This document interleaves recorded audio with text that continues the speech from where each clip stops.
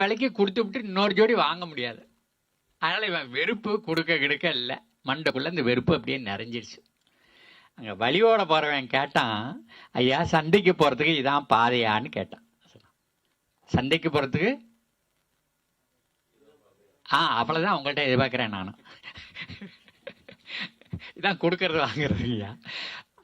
அவன் என்ன சொன்னான், போங்கடா அயோக்கிய பயலுவில், உங்களெல்லாம் தெரியும்டா எனக்கு, டவுட்டுக்கு பாதியாக கேட்குறீங்க மாடெல்லாம் விலை கொடுக்குறதில்லடா போங்கடான்னு.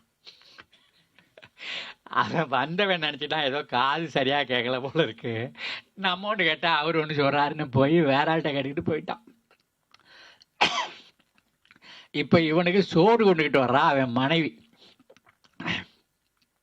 அவன் மண்டைக்குள்ள ஒன்று ஓடிக்கிட்டே இருக்குது. எத்தனை வருஷமா இவருக்கு சமையல் பண்ணி போட்டாலும் ஒரு நாளாவது இந்த மனுஷன் வாய்க்கு ருசியா இருக்குன்னு